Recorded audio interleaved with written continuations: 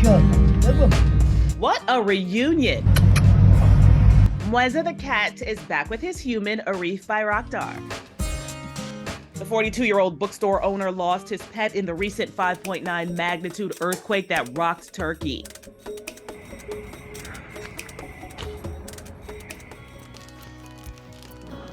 The little white kitten looks so happy to be back in his owner's arms, comfy and his eyes closed, and a little nibble on his finger to let Arif know just how much he is appreciated. Now little Muezza is back at home in the bookstore, keeping guard, knowing that come what may, these two will not let anything keep them apart.